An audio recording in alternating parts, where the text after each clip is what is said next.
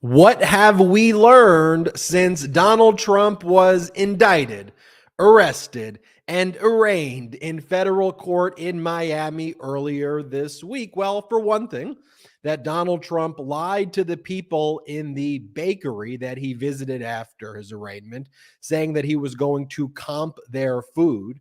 Donald Trump, a liar? Wow. We've learned that Donald Trump's lawyers recommended to Trump he actually tried to settle with the Department of Justice in the fall of 2022, something Donald Trump flatly rejected and instead took the advice from someone who isn't a lawyer by the name of Tom Fitton, who can't fit into his very tight shirts and doesn't know the law. We've learned also that corrupt federal judge Eileen Cannon, who unfortunately got assigned this criminal case against Trump brought by special counsel Jack Smith, is not recusing herself. So the proverbial ball is now in special counsel Jack Smith's court, no pun intended, whether he will file a recusal affidavit under USC section 144. And I don't even know how this is possible, but Trump has been acting even more unhinged lately, stating that the United States agencies are running illegal psychological warfare on American citizens for 7 years. That's what Donald Trump posted. This is both involuntary psychological hold levels of insanity by Trump, but it's also pure projection since for the last 7 years, and frankly, his entire life, Donald Trump has been psychologically tormenting Americans and the world. Special counsel Jack Smith, however, continues his other criminal investigation into Trump's 2020 election interference and sedition relating to the January 6th insurrection.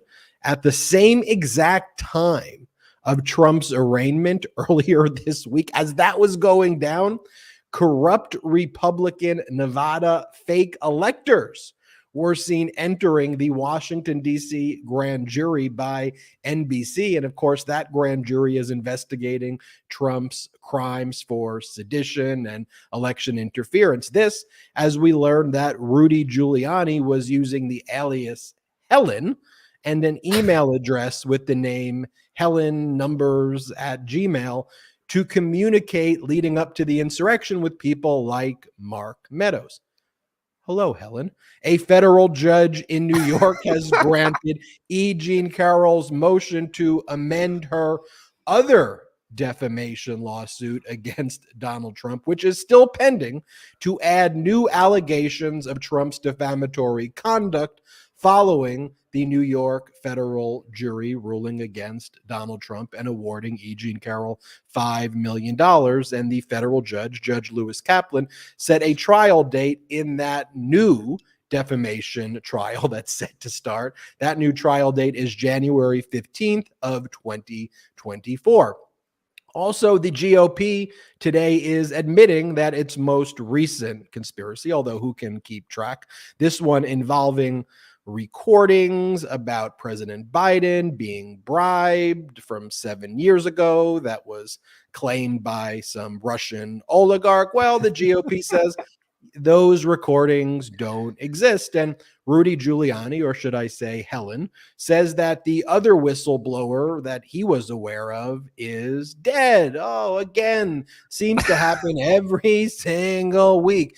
But the right-wing media, you know what they're focused on, Brett, right? They want to know, how will the GOP protect Russian oligarchs who want to provide false information about Biden so they stop getting killed? How do we protect the Russian oligarchs, GOP? I kid you not. That was a conversation that Jim Jordan had today on one of these wackadoodle right-wing networks. And I'm being generous by saying wackadoodle. I should say traitorous. And good news, inflation since last June is down from 9.1% to 4%. Inflation has now fallen for 11 straight months and is now the lowest in over 2 years, and wages are up Border crossings are down over 70% since Trump's Title 42 policy was ended. Guess what? Trump was wrong. Who would have predicted? Also, murder rate is down 12% this year. Also, President Biden got another judge confirmed, Dale Ho, to be a federal district judge in New York. That is judge number 133 for President Biden. He's far outpacing Donald Trump's ability to select federal judges. And of course, we know the import and impact of that when Donald Trump put people on the bench like the corrupt Judge Eileen Cannon. Woof! Got a lot to talk about, Brett. How are you doing? I'm doing good. Where did Jordy go? I was looking around. I pulled the camera back. Jordy's not to be found. Did we lose him? What's happening here? I don't know. Jordy claimed to have some Wi-Fi issues. I want to give the kid a break. He's been Jordy has some internet connectivity problems. Internet connectivity problems. I could come up with a GOP style conspiracy, but I won't. Ben, it's clearly the deep state. It's clearly the deep state. They know psychological warfare. They know that Jordy carries the bulk of this show, and they were too afraid to let Jordy speak. And so the deep state and the corrupt, it just, even when you just say the words, doesn't it sound so stupid? It sounds so stupid. And it's all the Republicans traffic in every single day. They are truly like as dumb as they are dangerous, but I emphasize the dangerous part here. But we all better be incredibly thankful that they are as dumb as they are dangerous, because if you think they're doing damage now, just imagine if they had actual intelligence in spreading all these lies. I mean, it feels like Groundhog Day in a lot of ways when you read the headlines that you read in today's intro, as we see yet another GOP conspiracy, yet Donald Trump again attacking prosecutors. It's the same playbook over and over again. And the things that we never hear are the Republicans have some good ideas to help the actual American people. The Republicans put forth some great policies today. That's noticeably absent from every episode and from just the world in general, because they simply do not do that. I challenge everybody listening to the show. In fact, I challenge you to try to think to the last time that the Republican Party was right about something. What was the last time? Any issue at all? Any issue. Pick an issue. COVID, guns, Russia, Ukraine. Pick literally any issue out there, and they will find themselves on the wrong side of it. I have to say, it is kind of funny, though, that we get to watch Trump right now plan out his summer. You think he's got to plan it around all the indictments? Like, I want to make some plans for August, but I might be getting indicted in Georgia around August, so I'm going to have to work my schedule around Georgia. Might be back in D.C. for the January 6th indictment, so maybe I plan a trip around D.C. Like, is that how he's looking towards his schedule? What do I do right in now? September of 2023, October of 23? New York Attorney General Letitia James has her trial seeking at least $250 million for Trump's fraudulent financial valuations. It is going to be a summer of indictments, a summer of justice, but that doesn't necessarily mean that everything is going to go smoothly. You have to, though, have the right people in place. And I, for one, am very confident in Special Counsel Jack Smith to deal with all of the kind of landmines, legal landmines that exist. And of course, the biggest one that just kind of came out randomly, but Judge Eileen Cannon is back. She ain't recusing herself under the law. The first kind of instance of how a recusal would go would normally be the judge self-recusing. Thereafter, Special Counsel Jack Smith can now file an affidavit to seek her recusal or disqualification. The way we know she isn't recusing herself is because she issued an order today. And she wouldn't have issued this order if she disqualified herself and recused herself. So this was the order that she issued, June 15, 2023. It states, on or before June 16, 2023, all attorneys of record and forthcoming attorneys of record shall contact the Litigation Security Group of the U.S. Department of Justice, if they have not done so already, to expedite the necessary clearance process for all team members anticipated to participate in this matter, and thereafter file a notice of compliance by no later than June 20th, 2023. And because this is a case that involves the Classified Information Procedures Act, that involves Donald Trump's theft of thousands of top secret and classified records, there is a process and procedure whereby defense lawyers have to fill out a bunch of paperwork and essentially have to be cleared in order to review the records that are going to be produced as part of discovery. So here, Judge Eileen Cannon is ordering an expedited process where that takes place. But what she should have done under 28 USC Section 455 is disqualified herself.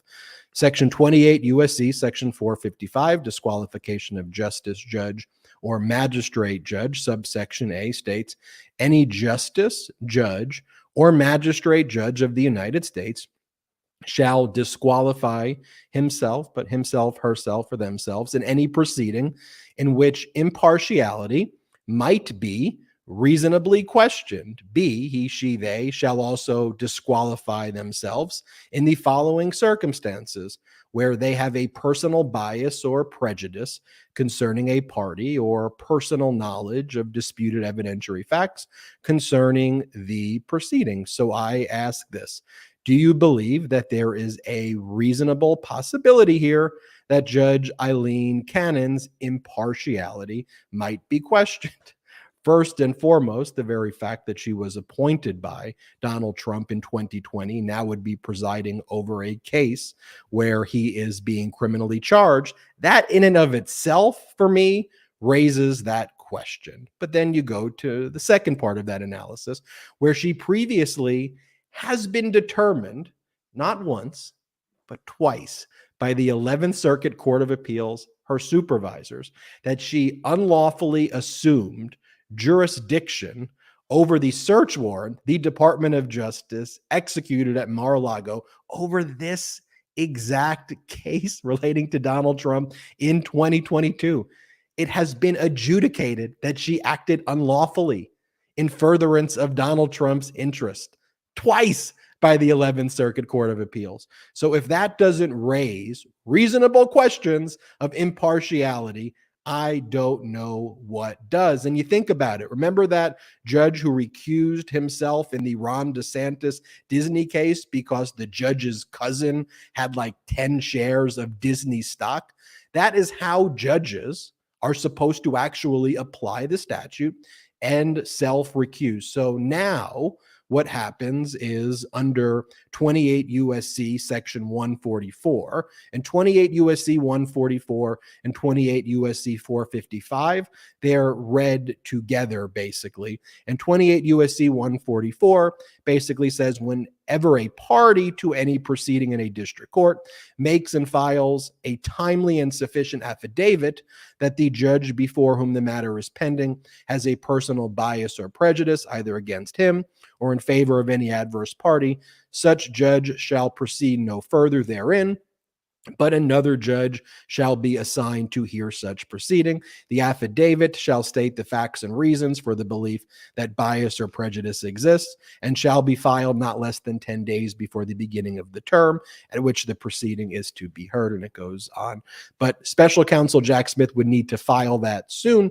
The issue is that then would become appealable to the 11th Circuit Court of Appeals, and ultimately you would be looking at a 3 to 6 to 9 month fight potentially over just the recusal issue before getting into the facts of the case. So because this is a case brought under CIPA, the Classified Information Procedures Act, by itself right now, a lot of the orders that Judge Eileen Cannon can make are immediately reviewable to the 11th Circuit Court of Appeal.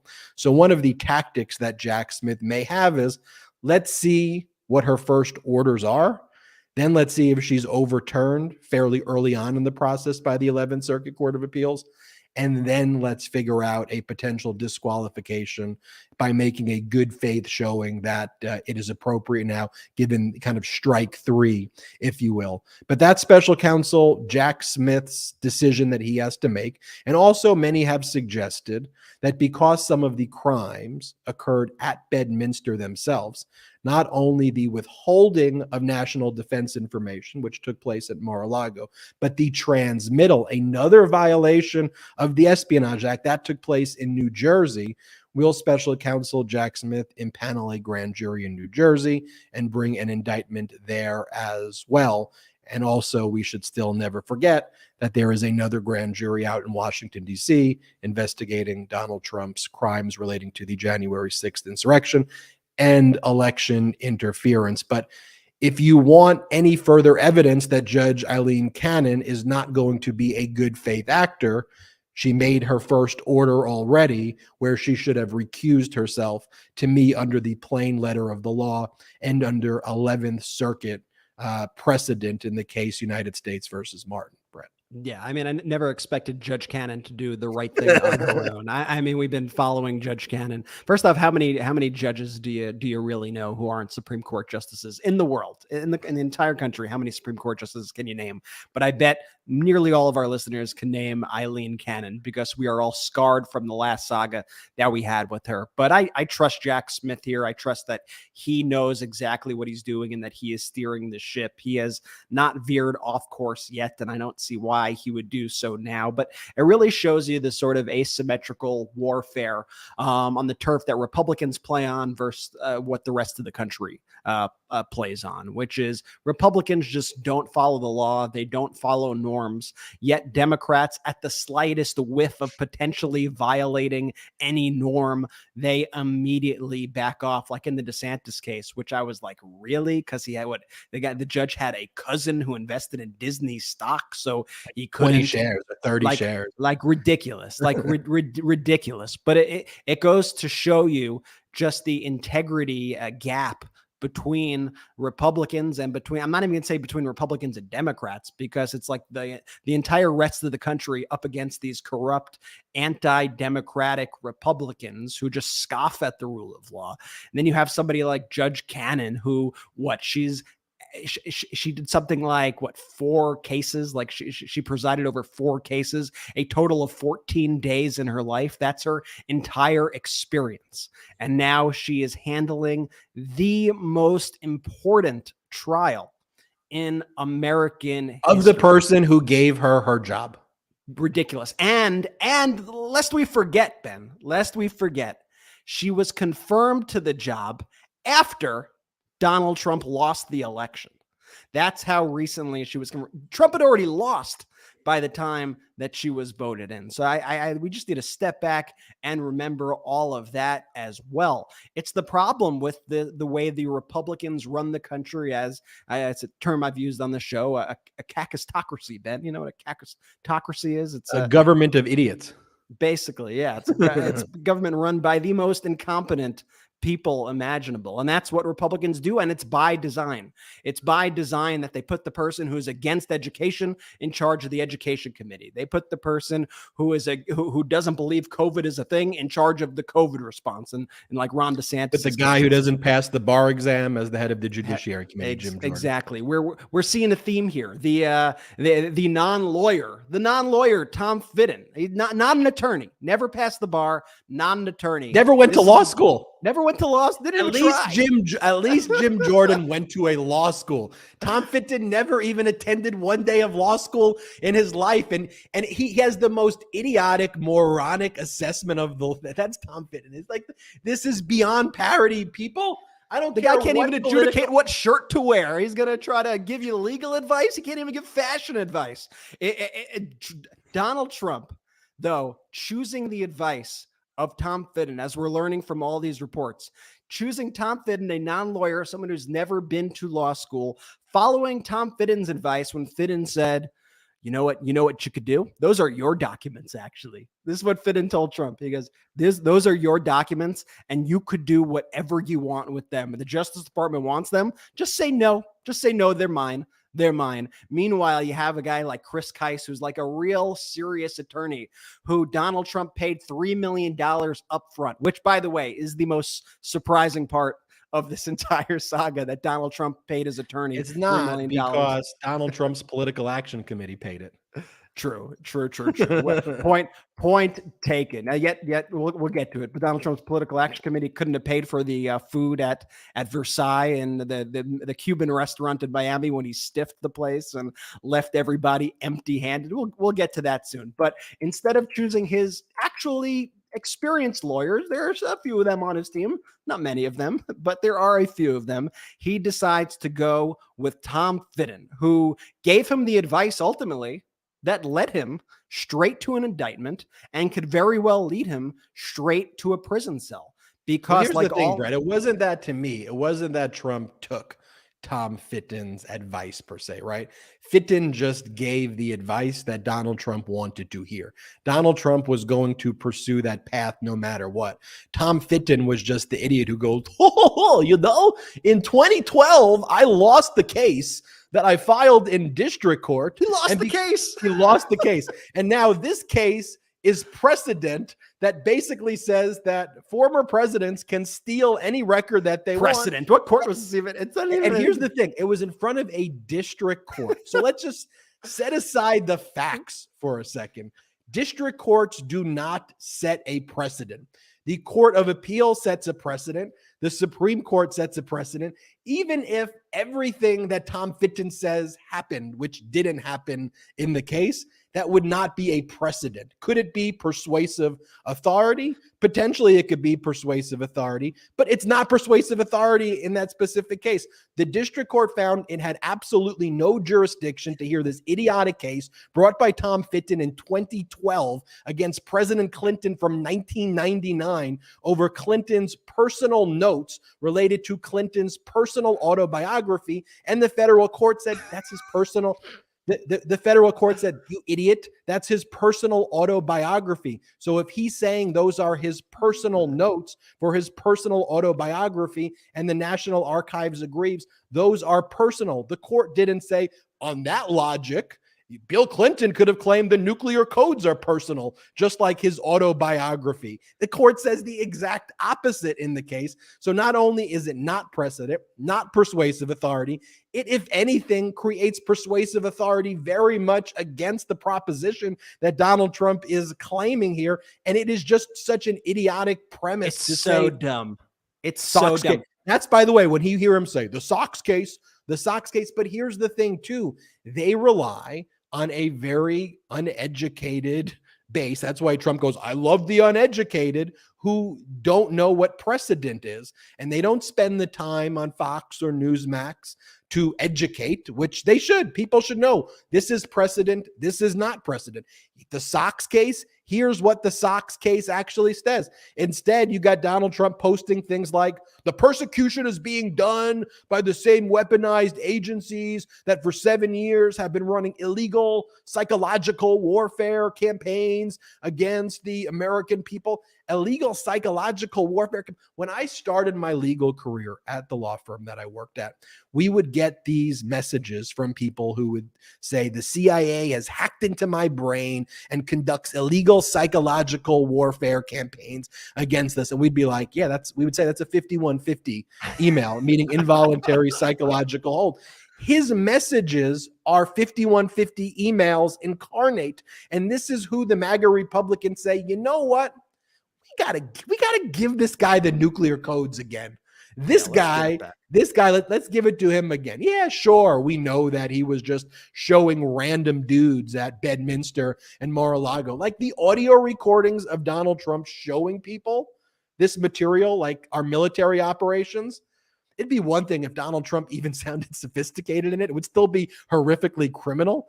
But like the idiocracy here is like, he's like, yo, do you think this makes me look better than chairman of the Joint Chiefs of Staff, Mark Milley? Do I win? Does this make me a winner? Like that's what's on the recording as he's showing random strangers military operation plans. Not even people he's close with. So imagine what's not on audio recordings. It's completely deranged. And it's pretty clear that Donald Trump is viewing the fight ahead of him as he's viewed every fight throughout his political career. And that's he's viewing it as a political battle, even more so than a legal one. And he's viewing it as a public relations battle, even more so than a legal one. And you know, that's fine if you're running for president, I guess. That's even probably maybe okay if you're in a civil case and you just want to kind of sway public opinion and whatnot. But by the time you get into the courtroom, all your lies are not going to hold up. You could pretend to your base that the Presidential Records Act means the exact opposite of what the Presidential Records Act says in very plain language. Like, you could all read the Presidential Records Act. It says the complete opposite of what Donald Trump says it says. Yet Donald Trump tells his supporters that it says the opposite. And, you know, that's fine for him to do on Truth Social. And if it was a civil case he was dealing with, okay, the worst he's looking at is a steep fine or whatever. But Donald Trump right now is charged with serious federal crimes. And Donald Trump is going to be charged with even more serious federal crimes. And then Donald Trump is going to be charged with serious state crimes. And he can't gaslight his way out of that. The public relations strategy ultimately is not going to work. He's just going to be like a madman ranting and raving. He's going to be like at the end of one of those, you know, movies when, you know, you see somebody being like whisked away into an insane asylum and they're like, but the Presidential Records Act, but the sir, you're going to prison. Sir, calm down. But the Sox case, psychological operations. And let's not forget this, though. Ultimately, while Special Counsel Jack Smith investigated and brought the charges, Special Counsel Jack Smith didn't wave a magic wand and indict, right? It was a grand jury of Donald Trump's peers sitting in the Miami federal courthouse who saw all of this evidence that we now know exists based on the speaking indictment. They were the ones who voted on the indictment. Same thing in the Manhattan District Attorney, right? It went in front of a grand jury. The grand jury voted to indict. It wasn't Manhattan District Attorney Alvin Bragg. It was a grand jury of Donald Trump's peers who made that vote. So let's talk about what happened after Donald Trump was arraigned. He went to one of Miami's popular Cuban restaurants, Versailles, in Little Havana, to kind of spew his propaganda saying Marxism and communism and all of those things. And by the way, I will recommend everybody to watch the interview we did here with Democratic Congressmember Jared Moskowitz, who talked about a great framework for how Democrats need to be addressing politics in Florida and making sure that their messages is getting to all of the communities in Florida. But let's play this video where Donald Trump basically says he's buying food for everyone. Play this clip. Are you ready? Are you ready? Food for everyone. Food for everyone. Except there was no food for everyone, and he was narrator. Except there was no food for everyone, and he's a complete liar. But that's how he treats people. Like, I'm reminded in Puerto Rico where he's like throwing paper towels at people. You want that after people have lost loved ones, thousands of people have died, people are suffering. You know, chucking paper towels like an idiot. But no, Donald Trump has not paid anyone. That was confirmed by the Miami New Times. So Wine and gas, Johnny.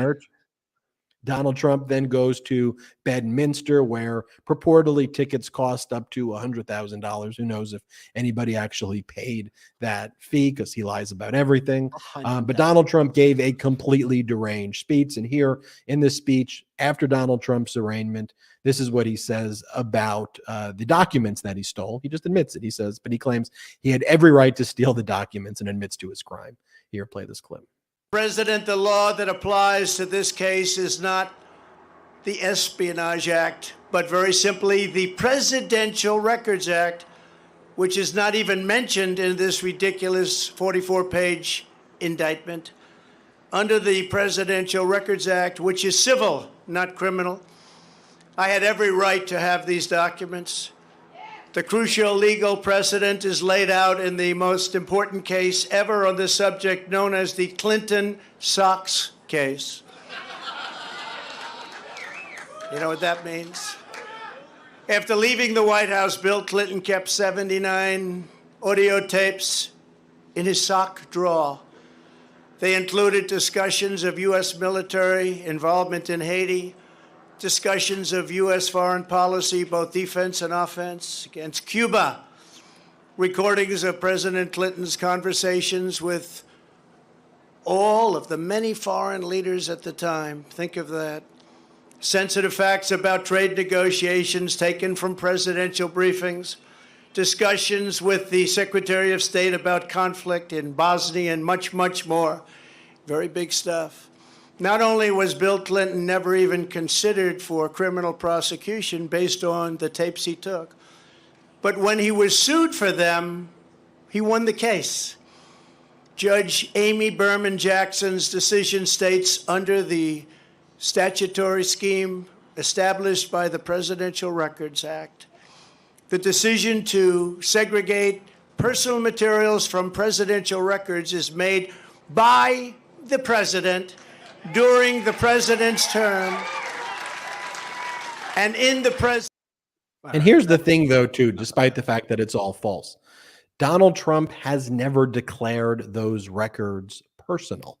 I know he gives those speeches, but his lawyers have never made any filings to say that the classified records. Remember when Judge Eileen Cannon, there was that whole process she appointed, like that the other judge who was reviewing the documents, and there was the other judge appointed, and then they went through the process of designating documents as whether they were special master is the word I was looking Is that for. Raymond Dearie?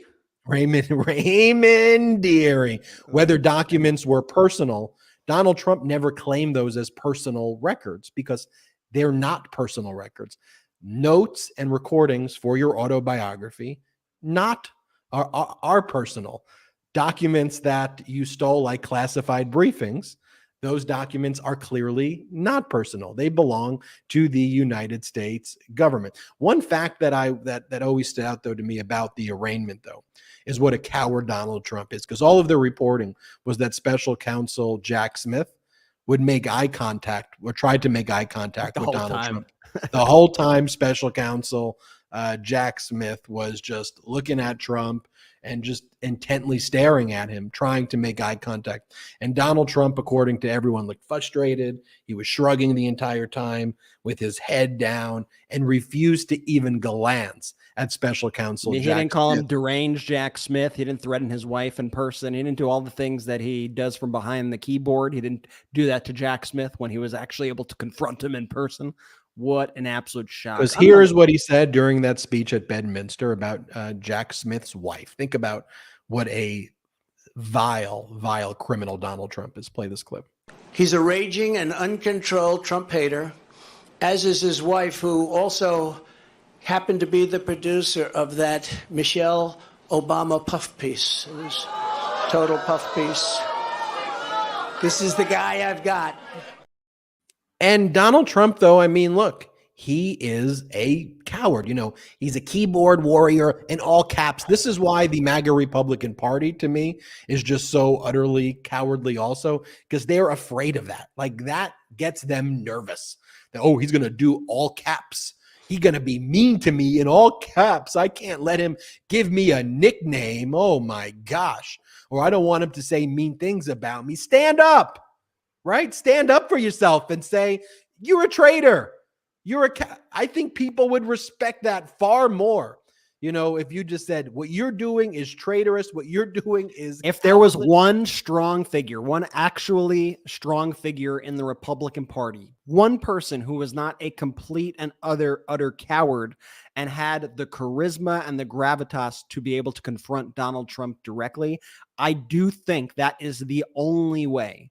That is the only way that they could get through this just disgusting phase that they are in. And I hope it is just a long, horrific phase. And you see Chris Christie trying to do that right now. And so I will give, I hate to give anybody in this party credit, but I will give Chris Christie a little bit of credit for at least bringing it directly to Donald Trump. One of the things I noticed in kind of tracking Chris Christie's polls was before he announced Christie was at like 0 to 1%. He was barely registering. It's not a big jump. So, I'm not going to overstate this. But last poll I saw he was at after going after Trump, he went up to like 4%. So it's enough that gets him in the debate under the RNC rules, which they set a 1% threshold. So to have Chris Christie at the debate, and I'm with you. I mean, Chris Christie's done horrific things. He's aided and abetted Donald Trump, deserves very little credit, but to at least have a voice calling out Donald Trump for the traitor that he is, shouldn't be hard.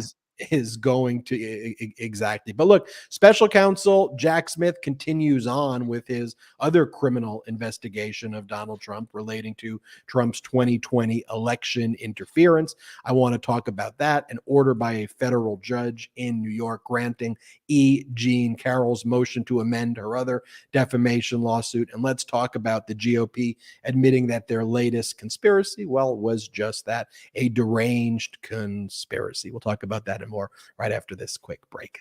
Don't go anywhere. And now let's take a quick break to talk about our next partner, Fume. Cold turkey, it may be great on sandwiches, but there's a better way to break your bad habits. We're not talking about some weird mind voodoo from your wacky neighbor or some sketchy message board. We're talking about our sponsor, Fume, and they look at the problem in a different way.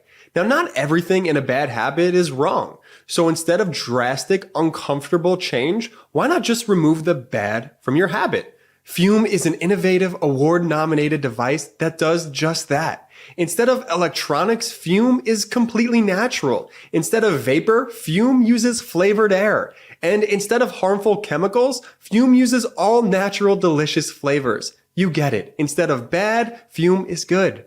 It's a habit you're free to enjoy and makes replacing your bad habit easy.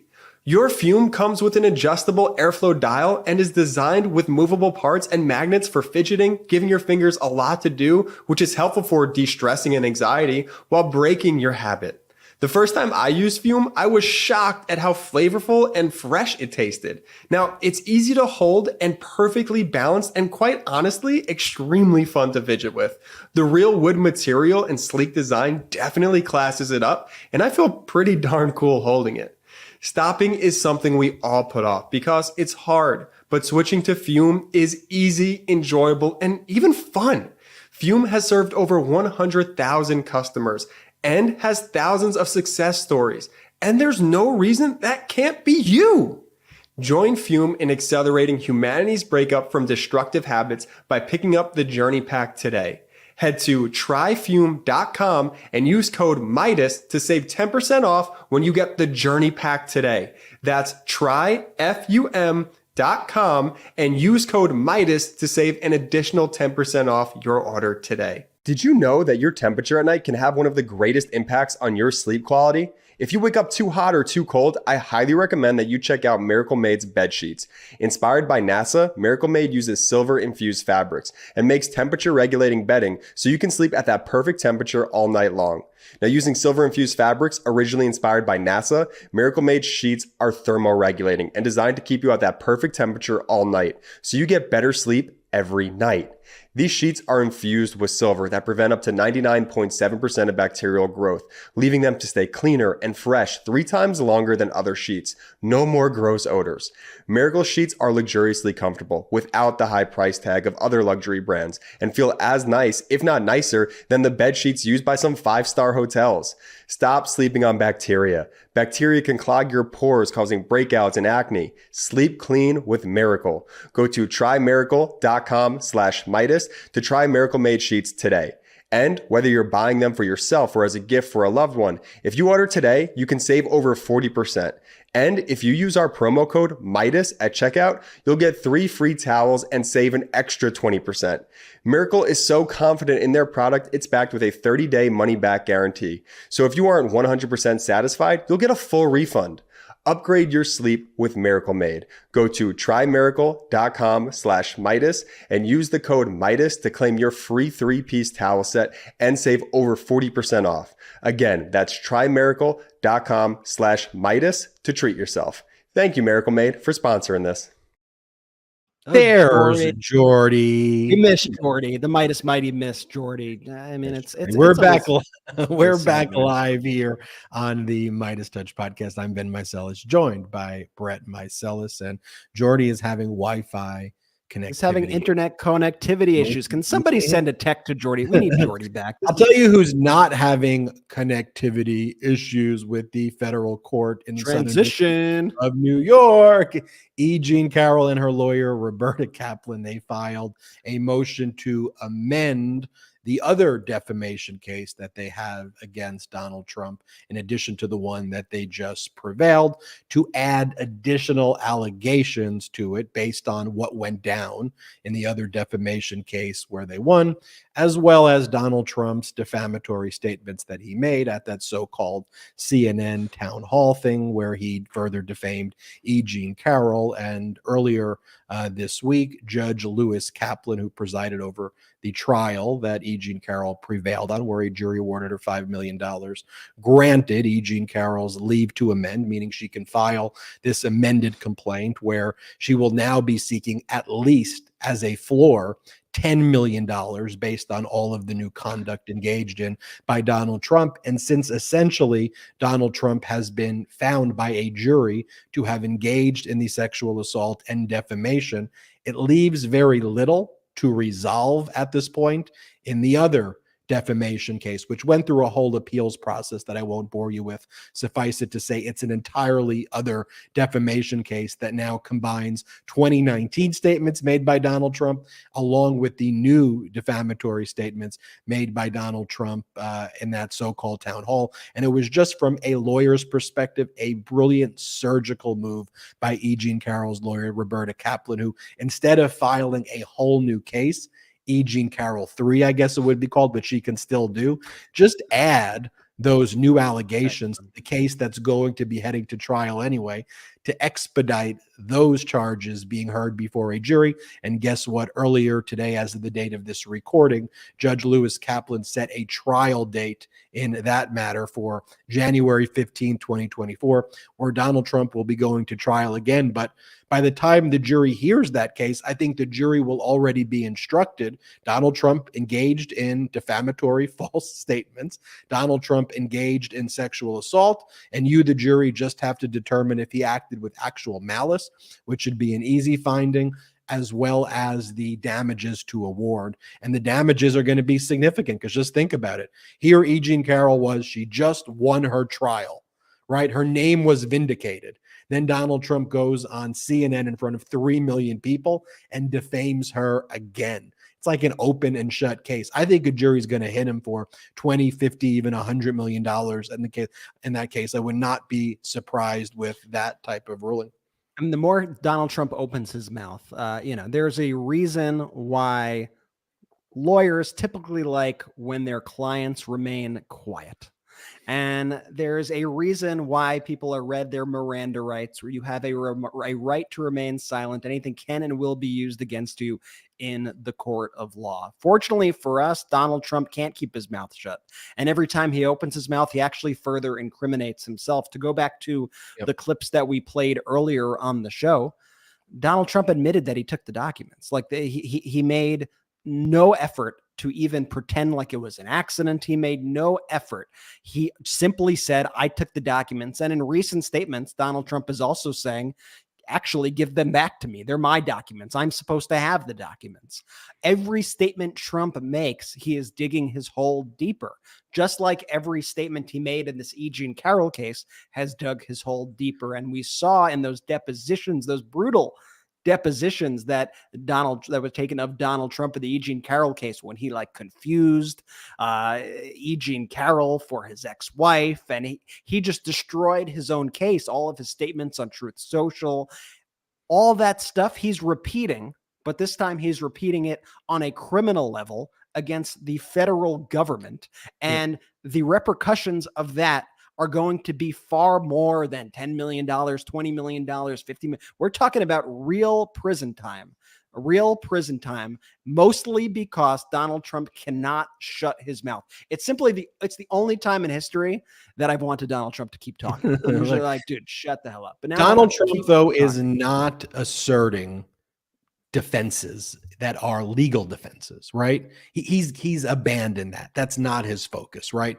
What he is trying to do is overthrow our democracy. That, in a way, is his defense. I am going to destroy the judiciary. I am going to destroy the Department of Justice. I am going to destroy the FBI. I am going to take down this country. That is Donald Trump's defense. It has nothing to do with the way you would actually defend these cases. And by the way, Ben, like honestly, like if Trump were to win a second term, God forbid, like I wouldn't feel safe. When he says everything that he says, also Donald Trump he casts a very wide net. He'll say like President Biden, everybody who allowed the country to be destroyed the way it is. Like he's basically saying anybody who opposes him publicly, anybody who opposes Donald Trump, he will use the Justice Department and he will use his raw power to persecute them, prosecute them, imprison them. That's what Donald Trump is saying. He wants to get rid of all dissent. He could not be clearer at this moment in saying that his whole, I mean, he uses the words himself, his whole presidency would be a retribution tour, and he would be taking all of his anger about all of these cases out on his enemies. And that includes the press, that includes people like us, that includes people like Biden, that includes every single Democrat. That's who Donald Trump wants to destroy. You listening to this, I mean, that's who Donald Trump wants to come for. It's dangerous. Yeah. He is saying it out loud. Let me make this observation too, which is the reason that the crowd in front of the Miami federal courthouse, despite the Proud Boys and other groups telling people to show up, the reason the crowd, though, ultimately is small, you have to give a lot of credit, though, to Merrick Garland and the Department of Justice for prosecuting these terroristic groups and these individuals who engaged in the conduct that they did to try to overthrow our democracy during the January 6th insurrection. That's the way law and order is supposed to work, as a deterrent, right? So people say, wow, I see these Oath Keepers, getting sentenced to 20 years in prison. They're getting convicted of seditious conspiracy. I'm not going to do that conduct again, right? Meanwhile, the modern day Republican parties are doing what? They're saying, we better sing songs with you insurrectionists. Let them free the January 6th political prisoners. Why? Because they want to create basically their terroristic army. They need those people because their policies are not designed to exist within our legal framework, our honored legal framework of democracy and our system of justice. They want to destroy it from the outside to exalt an authoritarian Putin-style emperor. And they are using Putin propaganda, which we'll talk about in a little bit on this episode. They are using information from Russian oligarchs who are trying to destroy America in Russian, laundered through Rudy Giuliani in 2020, that makes all of these claims against Biden because they're our enemy. Of course, the Russian oligarch is going to say things about Biden, who's trying to defeat the Russian oligarchs. And the GOP's focused on how can we offer protection to the Russian oligarchs? Will somebody think of the oligarchs? Will somebody please think? We'll get to that. But I do want to talk about how special counsel Jack Smith continues his other criminal investigation into Trump relating to the January 6th insurrection, like concurrently at the exact same time Trump is being arraigned, at the exact going on at the exact same time.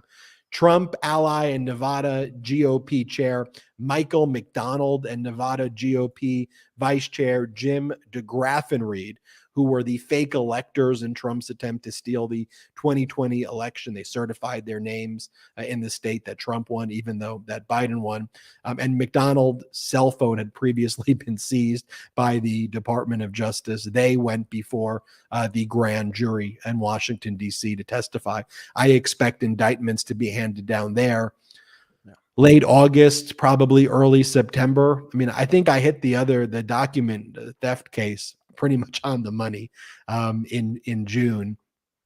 I think we'll see the other case indictments handed down September, October, the latest. But I It'll think come into focus too over the next late August, September, months. as well.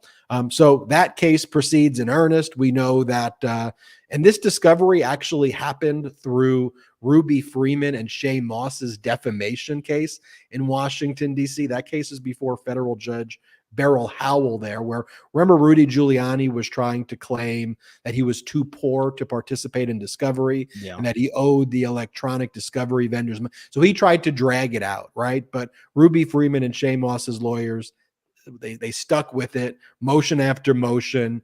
Then Rudy Giuliani had to basically claim, oh no, I'm actually able to pay for it now. And why was he doing this? Delay. And he was trying to hide stuff. And he's trying to hide what this was a big discovery in the Ruby Freeman Shay Moss case, that the email that Giuliani was using was rhelen with numbers at gmail.com, and his name would show up as Helen. And so that's what he would use. And I think that was his mother's name or something. And that's the name that he would use when communicating with Mark Meadows to try to hide his communications. That came out finally in these proceedings. So that just goes to show you why you've got to stick to it, because Giuliani and Trump, all of their tactics are designed to just wear you out. So you just go, I'm done with this. This is annoying. This isn't, but great lawyering right there. And then of course, Lindsey Graham, who said, if the Republicans were to ever elect Donald Trump, that would be the destruction of the GOP. Perhaps the only accurate thing Lindsey Graham has said in the past many years. This is what Lindsey Graham told CNN about the ongoing criminal investigations in Washington, D.C., and the potential that Donald Trump will be indicted for crimes relating to the insurrection. Play this clip. It seems to be selective prosecution. So President Trump has every right to defend himself. I think politically it probably makes him stronger in the primary. If the special counsel indicts President Trump in Washington, D.C. for anything related to January 6th, that will be considered a major outrage by Republicans, because you could convict any Republican of anything in Washington, D.C., and I fear that's where this is going, as sort of an insurance policy. I mean, Lindsey Graham, this is the guy who on January 6th made a huge spectacle and said, all right, everybody, I'm done.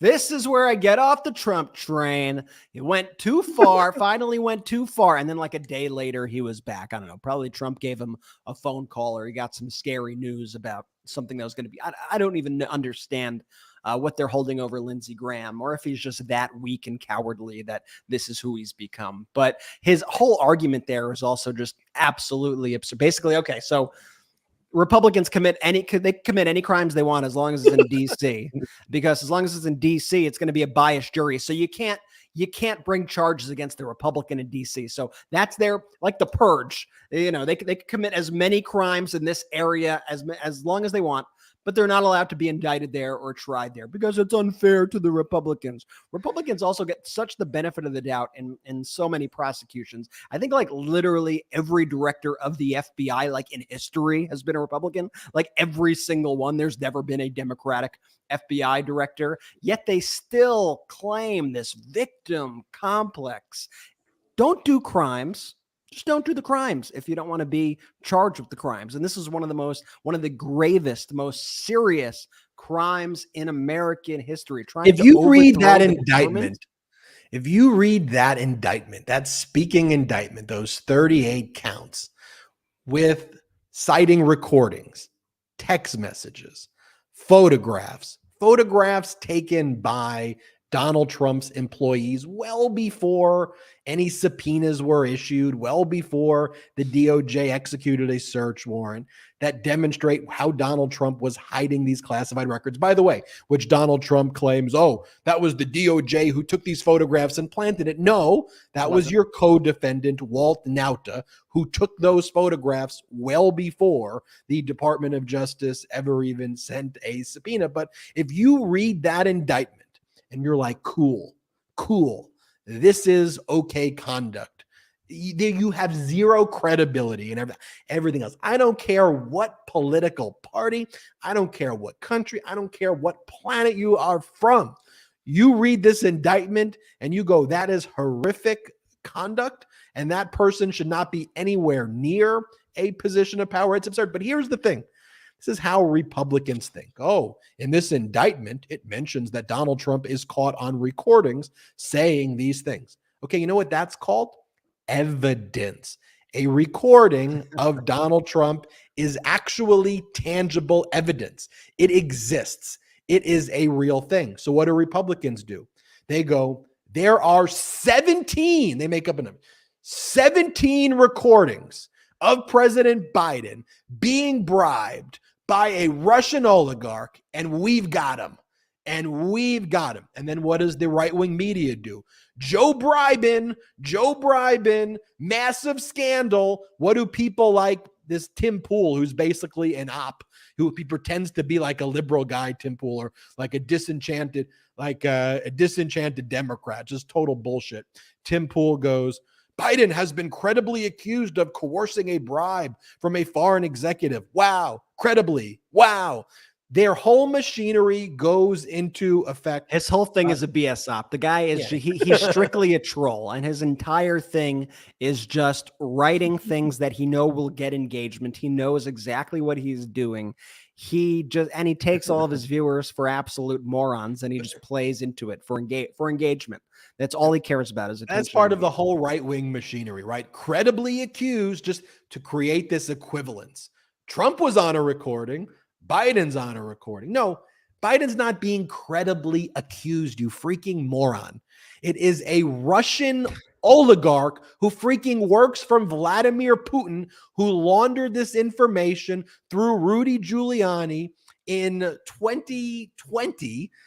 The allegations are about something that happened like 3 years before that even. It was rejected by Bill Barr. And Bill Barr can say whatever he wants, but how do you know it was rejected? If he accepted it, he would have appointed a special counsel. That's what you do in a situation if you think there's credible criminal allegations. In Russian. The document is in Russian. It's hearsay on top of hearsay, meaning a paid FBI informant, so one level removed, got this allegation by a Russian oligarch who reported on what the Russian oligarch heard. Hearsay within hearsay within hearsay in freaking Russian by someone with clear intentions to destroy our democracy. I think Democratic Congressmember Dan Goldman said it best during one of the congressional hearings this week. Play the clip. We've heard so much about this FBI 1023 form and how it includes sensational allegations about a massive alleged bribery scheme by President Biden. So I was really eager to read that document this week. Did the majority actually find some actual evidence of wrongdoing by the president?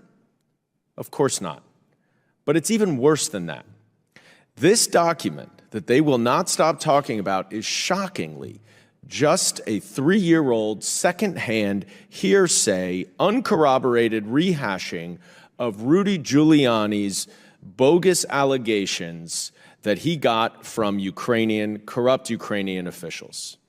Now, we all know that former President Donald Trump was impeached because he tried to extort President Zelensky to announce an investigation into this Ukrainian company Burisma that would benefit Trump's political campaign. The theory goes that then Vice President urged Ukraine to fire its prosecutor general because he was investigating Burisma and the president wanted to help his son, who was on the Burisma board. You know where Rudy Giuliani got this information from? That fired prosecutor general himself, the corrupt prosecutor general. I want to talk about this. I want to talk about how the GOP has been saying that they need to protect Russian oligarchs who launder this defamatory information. But one thing I'm noticing right now in our YouTube chat, I'm seeing like Jack Smith emojis. I'm seeing MT badges right now as I'm looking at some of these comments.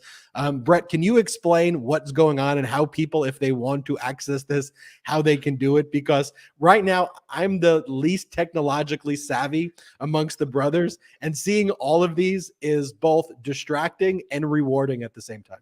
Yeah, we may have to get Salty on the show to explain how this all works. Truthfully, I don't even know, but I can tell you the MT badges are, they get appended to your name now. If you hit the $ under the chat and you become a YouTube member, which is separate from the, it's separate from the Patreon membership. It's its own thing for people who want to support us here on YouTube.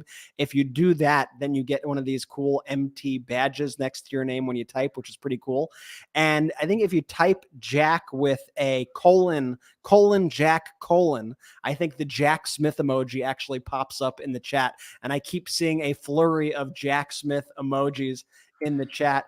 Can we get a salty emoji for Salty figuring this out, everybody? Let's throw those salty emojis up right now in the chat and mix them with some Jack Smith emojis and salty emojis at the same time. Yeah, also, this is awesome.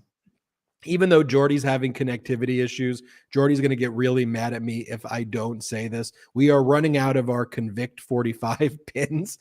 So make sure you go to store.MeidasTouch.com right now. That's store.MeidasTouch.com. Get your Convict or Convict 45 pins. There's a bunch of other great pro-democracy gear. Everything's 100% made in the U.S. and 100% union made. That's the Convict 45 pins at store.MeidasTouch.com. You can check that out whenever. Jordy, I did it for you. You're welcome. And don't get mad at us, I want to talk more about what Congressmember Dan Goldman was talking about. And I want to show you how the GOP are responding to the fact that, guess what? The recordings don't exist. The whistleblowers don't exist. Oh, the whistleblower's dead. The recordings, they got destroyed. Oh, I mean, it is beyond absurd. Let's talk about that. And good news being brought to us by President Biden after this quick break. Don't you dare go anywhere. We'll be right back. Now, how many of you wish there was a better solution to paying off your debt? PDS Debt has customized 0% interest options for anyone struggling with credit cards, personal loans, collections, or medical bills. Now, with rising interest rates and the cost of living at an all-time high, now is the time to finally take initiative with your debt. Stop waiting and start saving with your own custom debt saving options from PDS Debt. PDS Debt is giving our qualified listeners a free savings analysis just for completing the 30-second online debt assessment at www.pdsdebt.com/MT. You will receive a full breakdown on how to save interest each month and the quickest way to take care of your debt. Now, if you're making payments every month on your debt and your balances aren't going down, this program is for you. PDS Debt rolls all of your payments into one low 0% interest monthly payment. Everyone with over $10,000 or more in debt qualifies, and there's no minimum credit score required. Bad and fair credit accepted. Save thousands in interest and fees. Pay off your debt in a fraction of the time.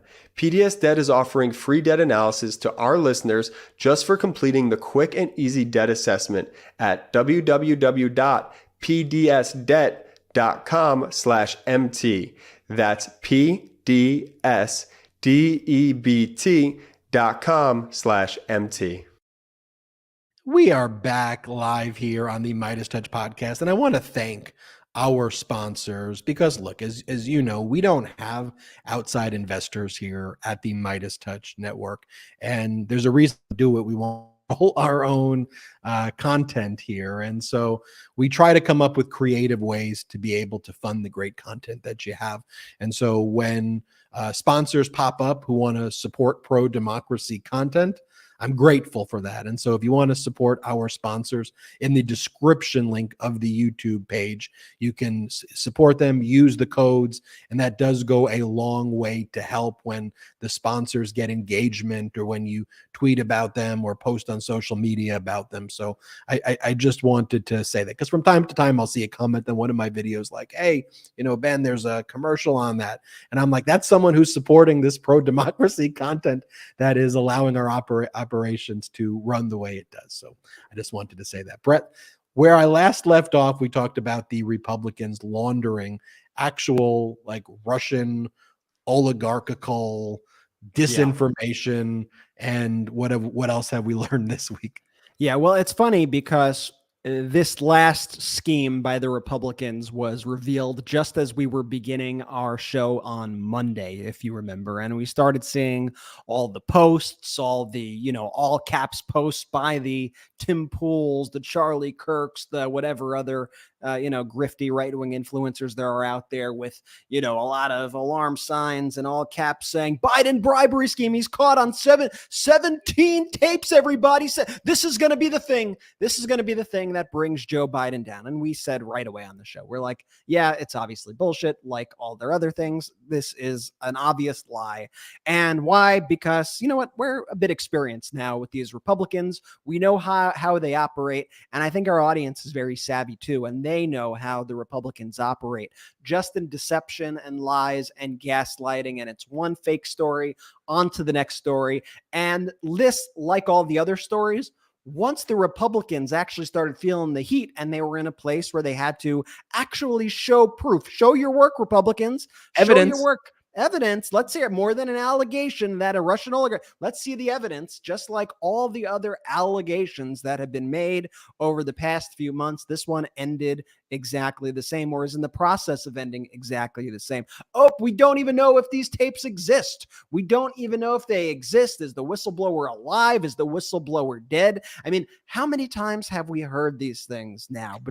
There are at least 2 missing whistleblowers now that the Republicans have put forward. There were the documents that were going to blow the lid off the Hunter Biden scandal and were going to lead to Joe Biden's downfall. This was going to be it. They were sent in a UPS to Tucker Carlson, and Tucker Carlson had a whole show planned around him. But oh no, just before his show, Ben, the document went missing. The package Deep state went UPS. missing. Deep state Deep UPS. state. And Rhinos. it's been not quite the right word, but amazing in like a wow, that's crazy kind of way to witness the Republican kind of user reaction to all of this and how they don't realize that they are being played over and over and over again. So the new one, when I saw this news that they are now saying, oh, this new whistleblower may have died. The whistleblower he was ready to take down the Biden crime family, Ben, but he died. You have to be alive, I think, to die. You have to exist in the first place. And so what do I see these right-wing people say to responses from the people who have gaslit them over the past few days into saying that there were these bombshell tapes that were going to take Biden down? Do they go, oh, you know what? Well, you obviously lied to me. This is the same thing that's happened every other time. No, they immediately go, oh, did she get Hillary Clinton? Did the Clintons get her? Did the Bidens get her? And on our show, the interview that you did with Representative Jared Moskowitz, he had I a had really so much fun with that interview. he had a really, really, really funny comment about this entire situation. And I wasn't going to play it right now, but because I'm talking about it, let's play. This is Moskowitz talking about how, Biden's kind of Schrodinger's president to these Republicans. He's whatever they want them to be. Is he sleepy? Yeah. Is he a criminal mastermind? Yeah. This is Moskowitz talking to Ben on the MeidasTouch podcast. I mean, think about what they're trying to convince the American people. Every day they go on TV and they talk about he's sleepy, he's old, he's boring, he's not steady on his feet. Now he's Tony Soprano. I mean, he's the head of the Biden crime family. Listen, love Joe Biden. He's been a public servant his entire life. He has seen, loss in his life more than any parent should ever have to deal with. Okay. But they're trying to take one of the most boring families in America and turn them into the Sopranos. By the way, if they're able to succeed on that, I mean, then anything is possible in this country.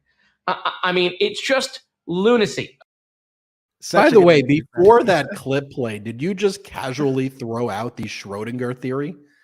Yeah. Well, I mean, it was like very impressive. Like, I had to Google it. I was like, "What's the Schrodinger?" Sometimes I even impress myself, Ben. Sometimes, it just comes to top of mind. But I highly recommend. Great job with that interview, Ben. I loved every second of it, and you can catch that. It's on the MeidasTouch audio podcast, and it's on our YouTube channel. Something like 420,000, 500,000 views in the first 24 hours on that interview. Love to see Representative Moskowitz, and just a fantastic interview. But so, as you know, we've been talking about this new Republican scam. It started with Chuck Grassley on the Senate floor announcing that he may have seen this evidence and alleged by a Russian you can't even follow this. But now, just a few short days later, after hours of going on TV networks, of going on Newsmax, of going on Fox, of endless think pieces on Fox.com and Breitbart and whatever other crazy websites there are out there.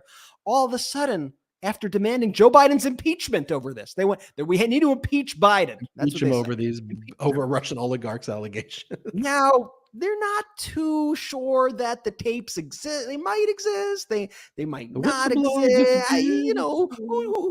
What is a tape even? What is life? I don't know. These Republicans don't know either. So first, I'll play you this clip of Jim Jordan, and he is on some far-right radio show.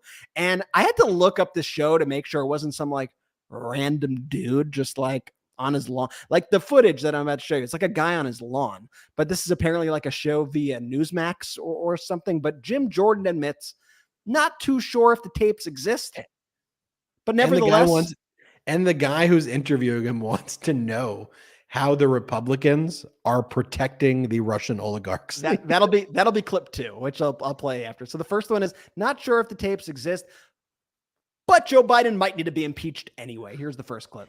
Do you think that now impeachment is back on the table as far as the speaker is concerned because of these revelations and the seriousness of these allegations? Well, I do think that that's a decision for the entire conference. If these allegations are, if the proof becomes so compelling that even the mainstream press, I think, would have to look at it. But we don't know for sure if these tapes exist. If they do, and they say what Senator Grassley has said that he thinks they're gonna say, then I think that's a different animal. But I do think that impeachment is something we have to look at. So it doesn't know if the tapes exist, but impeachment is something they're going to have to look at. Impeachment's on the table for tapes that don't exist. Impeachment, made up allegation, made up tapes. They don't exist. But let's just pause. Okay. Whatever your political party is, okay, if that made sense to you, that's very problematic. Yeah, absolutely. But Ben, will somebody please think of the oligarchs? Will somebody please think of the oligarchs? Play the clip. This oligarch who, you can blame him because he was trying to buy his way into the U.S. government, but allegedly he had a client. He was able to buy off Joe Biden and his cokehead son. Now, many people believe that once this oligarch is identified, that he could be a target for those who don't want this information out there. Is the GOP taking steps to protect the oligarch? Well,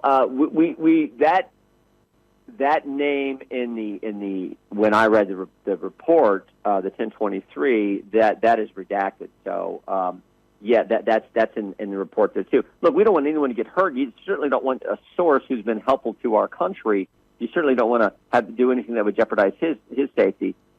We understand that, but by the same token, the American people, we the people, have a right to know what's really going on, particularly with the guy who's the head of our government, the President of the United States. If this stuff, if what's alleged is actually, accurate, that's huge news. That's huge concern. That's a big problem. So that's why we think this needs to be made public with the appropriate redaction of the source's name. Yeah, it's made public. First off, you're talking about it. Like what you've made it very public. Okay. The reason that it is classified information is because it is information that was laundered by our enemy to try to destroy our democracy. That's why they had to look at this in a sensitive compartmented information facility or a SCIF. Okay. But you're all talking about it. And by the way, here's the thing. If there truly was a recording of President Biden while he was the vice president being bribed and him talking about being bribed, which doesn't exist, just because I'm a supporter of Biden and just because I am a supporter of the Democrats now, because they're the only pro-democracy party, I wouldn't be like, Sox case, the Sox case. No, I would be, that is horrible. But we live in an evidence-based system, and our processes shun that type of innuendo and defamatory rumors. The bottom line, what investigative bodies are supposed to do is investigate. And if there's no evidence supporting it, you don't just use the bare naked allegations of a Putin puppet to say, well, this person's saying it. I don't have anything that actually supports it, but he should be impeached anyway. Like who cares? No, this is serious business right here. And this is serious business. You have the clip of Giuliani where he talks about how like the whistleblower died. You got Giuliani who lie. These people lie about everything. And Giuliani is the one who laundered these documents to Bill Barr in 2020 when Barr rejected it. On a day in which we find out that the Bidens took a $10 million bribe from a Ukrainian, Mykola Zlochevsky, which I could have told you, and did tell them 3 years ago. And they followed up on none of the evidence I gave them. They were hoping that people would disappear or die. It's extraordinary. I gave them one witness that any investigator would jump through hoops to go to. Gave them a witness who is a woman who was the chief accountant at this crooked company, Burisma. She was the wife of the former owner who died under suspicious circumstances. And she was willing to give up all of the offshore bank accounts, including the Bidens. And you also have, by the way, Chuck but this is who they like. This is who the MAGA Republicans look to for leadership. And that's why, to me, this isn't a Republican or Democrat thing, right? This is a truth thing. This is a threshold of competence thing. This is a law and order thing. And this is a, hey, let's not turn America into a satellite nation of Vladimir Putin thing that these modern day Republicans definitely want. By the way, I think when Saudi Arabia did this whole thing with Live Golf, they were like, well, the Russians already got the NRA. So how else do we get to these Republicans? Let's just go with golf. As long as we influence them with golf, you got the Russians and the NRA. These people can be bought and sold so easily. And then you got Chuck Grassley, who said, we're not interested in whether or not the accusations against President Biden are correct or not in the first place. You then have Fox. We have this photo of one of their stories that says, because Biden was asked about these issues, and Biden like laughed and he was like, why are you asking me dumb questions? This is the stupidest question. I'm trying to do things for our nation. And this was the headline on Fox. Biden chuckles at reporter's question about possible Burisma recordings. He laughs in your face, America. Just think about how disgusting. After all you know right now, that's the Fox. He laughs in your face. It's a made up, stupid story that supports Vladimir Putin. Like wake up, America, Brett. Yeah, it's absolutely disgusting. And you could go down the list. James Comer said, yeah, we're not too sure if these tapes exist. And I've seen a lot of people in the comments right now, and I've seen a lot of people in our comments when we make videos like this say, but why, if it's all BS, like it obviously is, why is nobody filing defamation lawsuits? Why isn't Biden filing why isn't Biden suing them? And everybody here is kind of weaponizing the law to their advantage, which is how it goes. First, the bar for defamation is so astronomically high, but it doesn't even matter because there's a thing called the speech or debate clause, which bounds all the people in Congress, which really kind of makes them be able to say almost anything except in very as long as they claim they are investigating something and they are using their congressional powers to investigate. They could claim immunity under the Constitution, speech or debate clause. And also, Biden is not suing for defamation. Like Biden is trying to improve our economy. Biden is dealing with the CHIPS Act and the PACT Act. Yeah, Biden specifically ignores all of this stuff. And, Biden's going to file a defamation case against Jim Jordan. But additionally, Fox does it to more people than just Biden, who's obviously has more important things to do. So, so why not the defamation suits? There's a speech or debate clause where they just say it's a part of a legislative function. And then you'd say, okay, but what about Fox? What about, first off, they were hit with a massive suit for something else, but what about Fox? What about Newsmax? What about Rudy Giuliani? These people aren't in government. What protections do they have? Well, they weaponize the First Amendment. And the way they do it is you'll notice that anytime they say something that is especially outlandish, they will always couch it in terms like allegedly or sources say, or they will cite their own coverage on another Fox report, New York Post or Wall Street Journal. James Comer says, even in the piece that Ben said before, that disgusting post on Fox.com, you notice it's in quotes. He laughs in your face, America, at possible Burisma recordings. The language they use in these headlines is very deliberate. So Republicans accuse DOJ. Republicans accuse. That's how they actually get around it, by not necessarily stating it as a fact, but these people are accusing. There are critics say X, Y, and Z.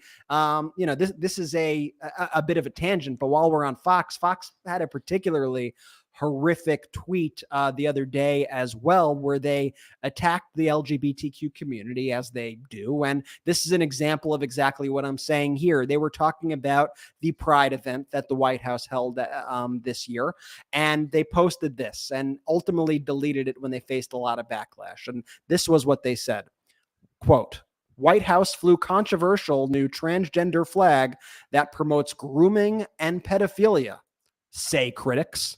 The say critics part was the part of them saving themselves right there.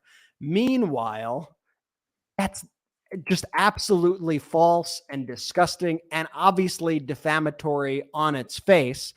And the White House actually clapped back at them. You had other White House staffers responding. They were using, for those who can't see it, they had showed a picture of the Progress Pride flag that was being flown on the White House during the Pride Parade. And the Progress Pride flag has added black and brown stripes to the flag for communities of color. It added pink, white, and light blue for the trans and non-binary community. And these White House staffers brilliantly responded to Fox's disgusting post with this.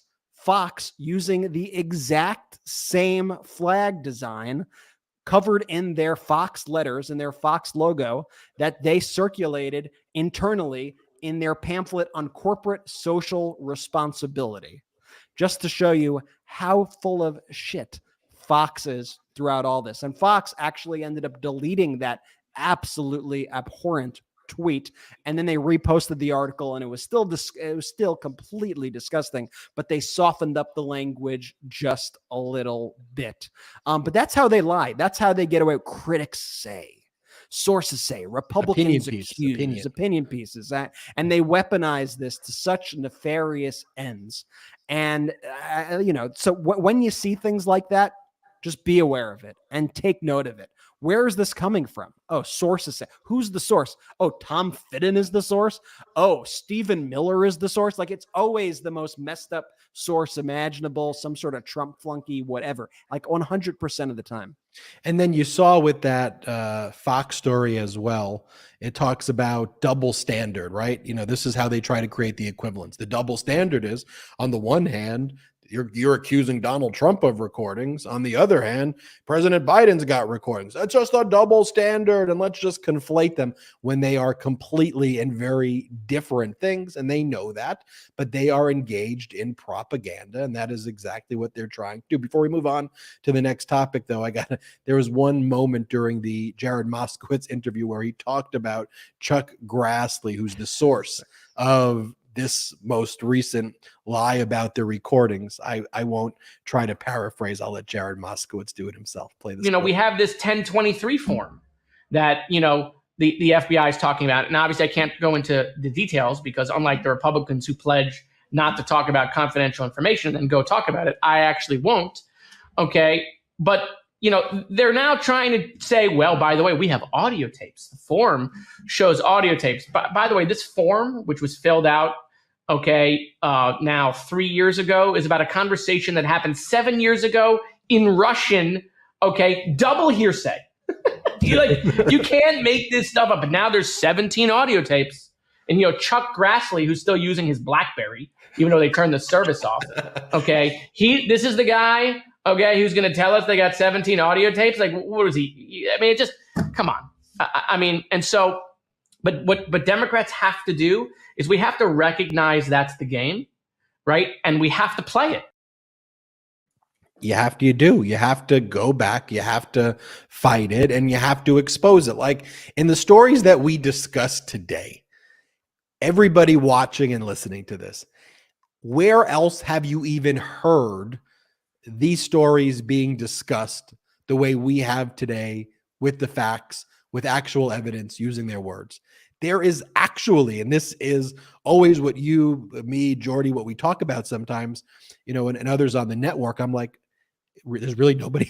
I was like, is there nobody else? I'll tell you, I spent hours no one else today, is talking about this stuff? Watching those podcasts, like watching the podcast where Jim Jordan spoke to whoever that was. I still can't get over this. Is it a Zoom background? I want to talk. I want to talk about some good news and President Biden policies.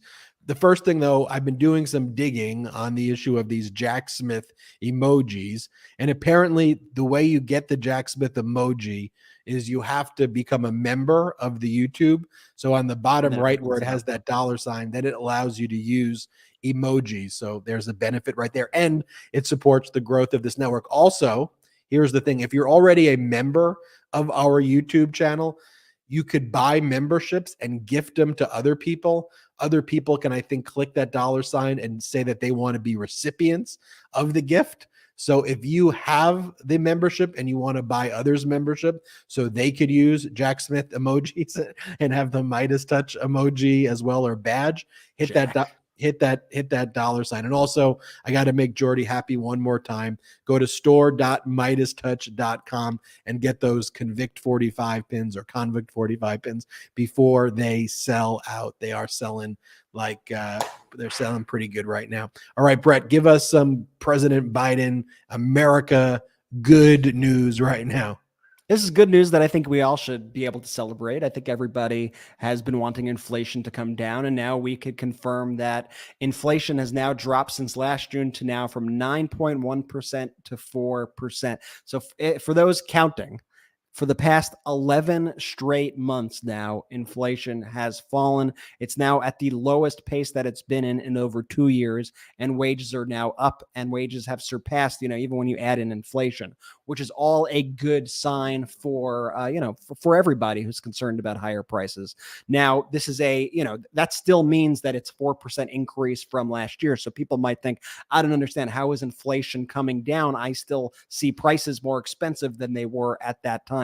Well, think of it as if you go from, 60 miles an hour in a car to 45 miles an hour in a car, you're still moving forward, right? But you're moving at a slower pace, and natural inflation is natural in a economic system. You just don't want inflation to be too crazy. And obviously with the Trump policies, the way they handled COVID, the way COVID upended economies across the world and supply chains, we have been in a period of high inflation that seems to be fading month by month. We're seeing a lot of positive indicators. Now, we're just going to keep taking away these talking points from the right today that they love to say. And I know facts, aren't going to necessarily pierce their bubble. They never let the facts get in the way of a good narrative.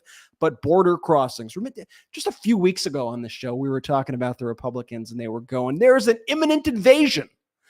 Title 42 is going to expire, and there's going to be an invasion. You're all at risk. Everybody's lives are at risk. Once again, they go straight to, we need to impeach Biden. Because the invasion is coming, folks. The invasion is coming. Well, by the way, because of Republicans and constantly saying too, hey, we're not in a pandemic anymore.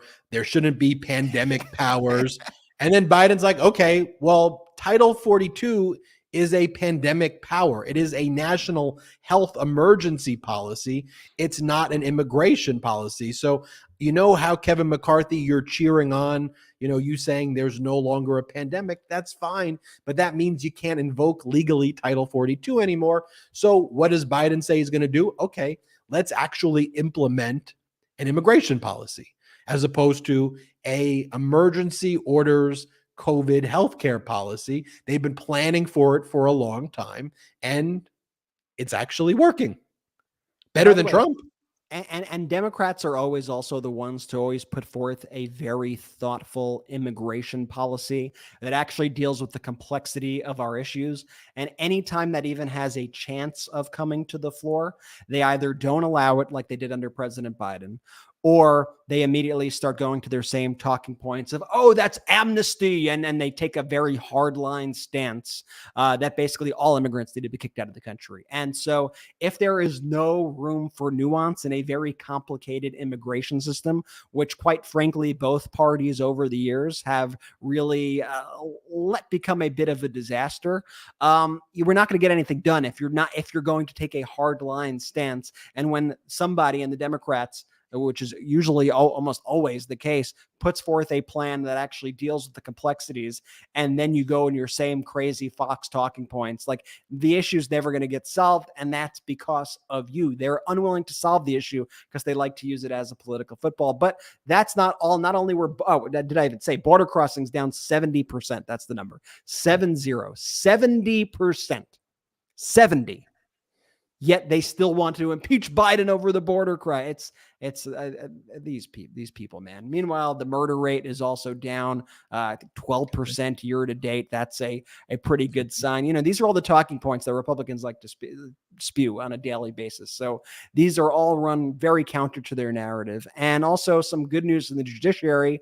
President Biden got another judge confirmed, which is always great. And it's also great when you're able to compare it and contrast it to the previous administration. We've known the disasters, how big of a disaster these appointments can be, and how important they are when you actually get somebody who is competent in the judiciary. And the Senate voted 50-49 to confirm Dale Ho to be a federal district court judge in New York. That marks number 133, Ben. 133 for President Biden. At this point, the Democratic-led Senate has confirmed 98 district court judges, 34 appeals court judges, 1 Supreme Court justice for Biden. And at this period in time, President Biden is still outpacing Trump in confirming the judges. As of today, Biden secured 133 judges with the Schumer-led Senate. For comparison purposes, at the same time, Trump had 118 through the McConnell-led Senate. So that's 133 to 118. And we definitely have a lot of catch-up to do with the incompetent people, with the blatantly unqualified people. And it's not just me saying unqualified. Like the Bar Association said, these people are unqualified to have these jobs. You remember when they were those confirmation hearings under Trump, and the senators would ask him, like, has anybody here done a trial before? And there'd be like 5 potential nominees. Raise your hand if you've ever been at a trial. And these are people who Trump had suggested that they be confirmed by the Senate. These are people he was appointing. No one raised their hand. Okay. Has anybody here sat at a deposition before? And like only one person was at a deposition. Okay. Did you take the deposition? No. Okay, what'd you do? Well, I helped the partner prepare for the deposition. Again, that's not political. That's competence. That's competence right there. Yeah, and their whole strategy is always pick somebody as young as possible who will do your bidding. That's all they care about, because a lot of these are lifetime appointments, and they want to get somebody in there who is going to make the most extremist policies, set the most extreme landscape possible across the country, and be in there for the longest period of the time. But moving on, another big news, President Biden, it's such a stark contrast the way he uses the bully pulpit of the presidency compared to how somebody like Donald Trump used the bully pulpit of the presidency. And President Biden, when he gets up there and gives his speeches, he often speaks about issues that people actually have to deal with on a daily basis. And one of the issues that President Biden has made a big part of the presidency is this whole concept of junk fees. And we all know from going on websites, whether it's Ticketmaster or whatever, the airline websites, that they often throw in a bunch of hidden fees that you don't really see until you get to the very last stage and you're checking out and you're like, how $250 service fee? What is that? How is that even possible? But today there are actually a handful of companies that announced that they are no longer going to hide their fees from the total ticket costs. And they cited President Biden as calling them out to make this change. President Biden has also pushed Congress to pass legislation to sign this into law. But as of today, you have people like companies like Concert Giant Live Nation, the mobile ticket vendor SeatGeek, XBK, Airbnb, the Pablo Center, TickPick, Dice, Newport Festivals Foundation, and others, all saying that they will no longer hide fees from the American people. That's a big win for consumers. And one of those things that you probably don't think about on a daily basis, but when you're in that situation, you're like, oh, this is absolutely ridiculous. And then a big ruling for Native Americans today in the Supreme Court. I think this surprised a lot of folks. I think the Supreme Court has made quite a few surprising rulings. I wonder if they're actively trying to get back in the good graces of the American people and not trying to seem as extremist as they are. And I'm not going to pretend like they are not still a problem, but in a major win for Native American tribes, the Supreme Court ruled in a 7-2 decision to keep the Indian Child Welfare Act intact.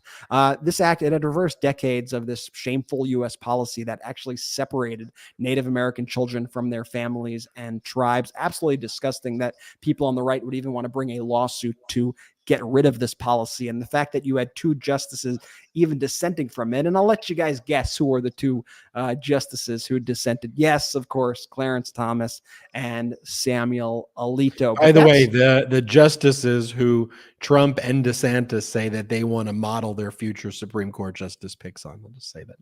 Yeah. So anyway, that's the good news there. A lot to be happy of, and the differences in priorities and the differences in approach and the differences in, how are we going to help people versus how are we going to hurt people? How are we going to, deliver people information that they need and transparency when they're online and trying to buy tickets for a flight or a concert? Or how are we going to lie to the American people and gaslight them and feed them false information and get them riled up and angry? There is always such a contrast as we do these shows. And that's why I think it's so important to show the bad, to make sure that we show the good so that people get the full picture of everything. I hate when people both sides the issues, but I think it's important to see both sides good and bad rather than both sides of a bad argument versus a good argument. And these Jack Smith emojis on the YouTube, they're going crazy next level. So for our audio podcast listeners, subscribe to the MeidasTouch YouTube channel. Somebody just said the whistleblower disappeared with Jordy was a comment. Just kidding. Get involved in these Jack Smith, MeidasTouch Network, Legal AF emojis. I don't know why this impresses me so much, but this has been I've been looking down. I've just been so fascinated by I see people doing all these great emoji stuff, and also the MeidasTouch community supporting other people and buying other people memberships. They're like Legal AF emojis. As soon as I said Legal AF emojis. As soon as I saw all these wild. As I said, there's a way to buy others memberships. I saw my membership. I saw everyone buying each other memberships. That's so awesome. Let me make Jordy happy one more time by telling you to go to store.MeidasTouch.com. Get these Convict 45 or Convict 45 pins before they run out. I think there's probably a few more. We really future-proof this design though, right? Because it's Convict 45, and then it's Convict 45. So it's going to be evergreen. Honestly, it's either now or when these it's just brilliant, absolutely brilliant. Store.MeidasTouch.com. Get all the indictment gear. One way to support the network as well, and let me be clear, it's different than the YouTube memberships. There's the YouTube memberships. One other way to support us is by going to patreon.com/MeidasTouch. We've got exclusive content on Patreon. We've got first looks of our content on Patreon, and we host these live Zooms on Patreon where you can meet us. Last time, I think we spent like 3 hours on it, and we answered everybody's questions, and the time went by so quickly. I was having so much fun. That's patreon.com/MeidasTouch. And there is even one membership tier on patreon.com/MeidasTouch, where you can become an honorary producer of the show. You get an honorary producer poster. Your name appears at the end of the show when we play the official Meidas Mighty anthem. And again, you got store.MeidasTouch.com. Everybody subscribe to this YouTube channel and just spread the word about the MeidasTouch Network. Like, tell a family member, friend, colleague, coworker, neighbor, anybody you know. It is important that we get out these messages of truth. And so to our YouTube watchers, please do me this favor. If you're not subscribed to our audio podcast, please subscribe to the audio podcast. It really helps with the audio podcast algorithms. It's super simple to do. It's free. Wherever you have audio podcasts available, just use that one, whether it's Spotify or Apple or Google Play, whatever it is. Search MeidasTouch Podcast, subscribe, leave a 5-star review. If you only listen to us on audio, make sure you subscribe to the MeidasTouch Network on YouTube so you can watch all of our daily hits as well. Brett, any final words from you? No final words. Thank you to the Meidas Mighty. Remember to check out the interview that Ben did with Representative Jaron Moskowitz on the both on the podcast feed and it's on our YouTube channel. I really, really, really love that interview, and the reception that we've been getting, the comments that we've been getting to that interview have been fantastic. So make sure you check it out. This has been such a great show, man. Yeah, and I'll just say this: I always feel this way. I don't know if tonight even feels extra. Maybe I'm just feeling the love in the chat right now. It's because Jordy gets all the love, and you don't have him to second. You know, Jordy is clearly the favorite out of all of us. I do want to say this though, like, I'm proud of a lot of the work that we do, but what I'm most proud about is the MeidasTouch community that you all created. Like, you all inspire me so much, and I'm so honored to be a part of this with you all, because I know that after this, you don't just turn it off and then done. I know you share this information, you spread the word, you support this pro-democracy content. You're making sure people are registered to vote. I love that this community is about pro-democracy. It's about action. It's about intelligence. It's about compassion. And it is about humanity. And those are things that we just so desperately need right now. And it's something that's so embodied in the spirit of this MeidasTouch community. So thank you, thank you, thank you, thank you. And a special shout out to the Meidas Mighty. Have a great one. The Meidas Mighty standing strong against the fascists. We sing our song. We've got pride. Do you? We're celebrating Pride Month with a brand new collection of tanks, V-necks, and more. Go to store.MeidasTouch.com right now and grab yours. Oh, and don't forget that koozie.